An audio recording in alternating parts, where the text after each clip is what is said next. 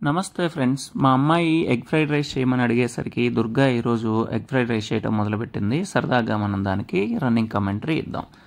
చూడండి, వెజిటబుల్స్ అన్నీ పక్కన పెట్టుకొని క్యారెట్లు కట్ చేసేసింది. బియ్యం తీసుకొని టకటక నీళ్లతో టకటక కడిగేసేసింది.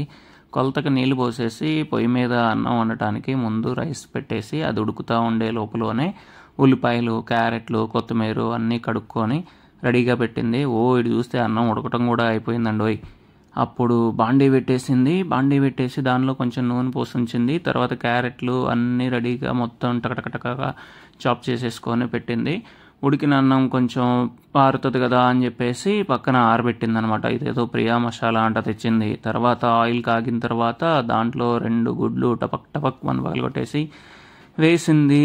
దానిలో అద్దుగ్గు అట్ల కాడ తీసుకొని కలుపుతా ఉంది.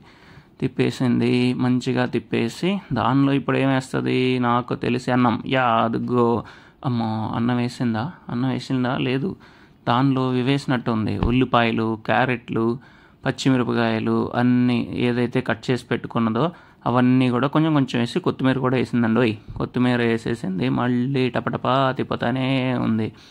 తిప్పేసిన తర్వాత ఇప్పుడన్నా అన్నం వేస్తుందా చూద్దాము తొందరగా, ఎందుకంటే ఫ్రైడ్ రైస్ కదా అది, మరి అన్నం వేయకపోతే ఎలాగా?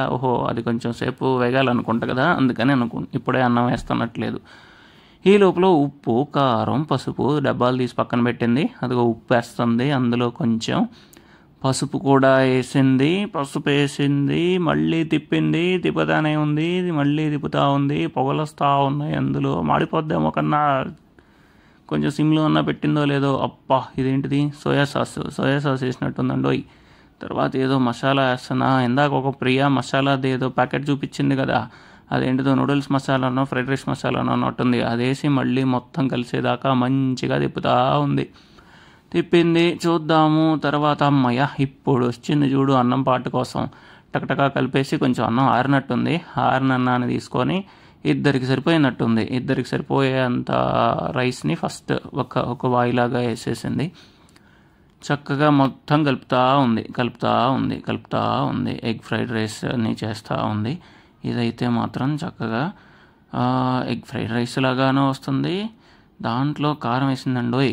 కారం ఎక్కువ వేయొద్దు కన్నా, ఘాటుగా ఉంటుందేమో, మళ్ళీ తక్కువ వేసింది. ఇదేంటిది? ఇది ధనియాల పొడి అనుకుంటాండి. ధనియాల పొడి వేసింది. మళ్ళీ కలుపుతూ ఉంది. దీనిలో పచ్చిమిరపకాయలు వేసింది, కారం కూడా వేసింది కదా, మంట పుడుతుందేమో. మళ్ళీ తర్వాత చూసి తిన్నాక చెప్తా. అంతా అయిపోయాక ఫైనల్ టచ్గా కొత్తిమీర, ఉల్లిపాయలు వేసి ప్లేట్లో పెట్టి మాకి.